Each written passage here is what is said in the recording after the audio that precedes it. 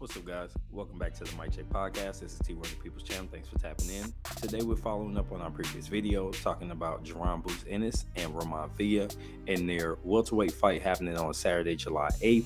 But before we get into the video, don't forget to like, comment, and subscribe. We appreciate your feedback.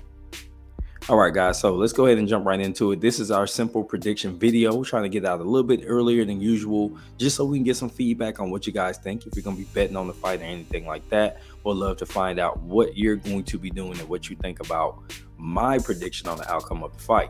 So what we have here is a power puncher who's a pressure fighter in Roiman, who has roughly 23 knockouts and 26 victories, and he's only got one loss, which was by decision.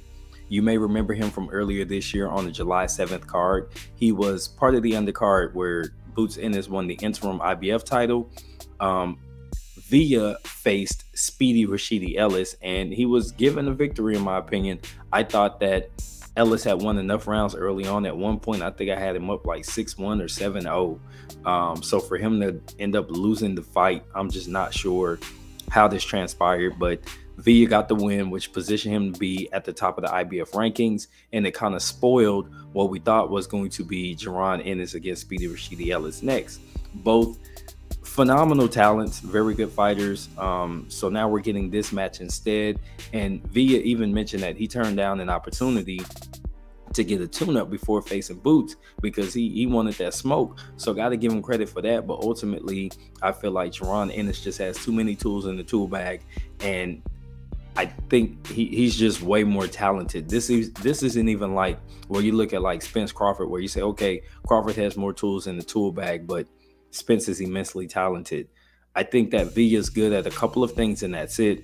And it's going to show up in this fight. He only knows how to come forward, and he doesn't necessarily set up his power. He kind of lays into his overhands, and he kind of has a lay-in jab, which puts him in position to be hit by somebody like Jaron Ennis, who has fast hands, quick feet.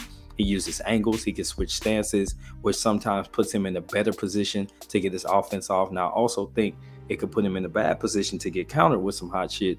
But for the most part, he's used it to his advantage. And I think a fighter at Villa's level, if I'm going to rate Ennis an A-level fighter, I'm going to say Villa's like a B- level fighter.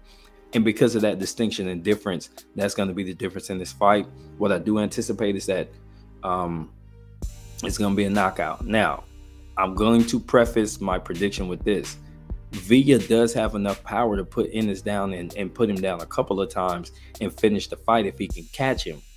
And I don't think Ennis is going to move as much as Rashidi Ellis did. So there's the potential that you could get an upset and it's a knockout. Remember, we just saw Fundora lose on a knockout to Mendoza, a severe underdog. So think about that for a second. But my prediction is Jaron Ennis, late stoppage. I'm going to say around the 10th round, he's going to get him up out of there. He's just going to, the accumulation of punches, and eventually he's just going to put him on the canvas and keep him down there. Even though Roiman is a tough sumbitch, I just think that it's going to be too much when he faces Jaron Ennis, especially in his first defense of his interim title, as he continues to march towards becoming a full champion and taking an opportunity at undisputed at 147 pounds and eventually 154. So we'd love to get your thoughts. This has been T for the Mic Check Podcast. Until next time, I'm out.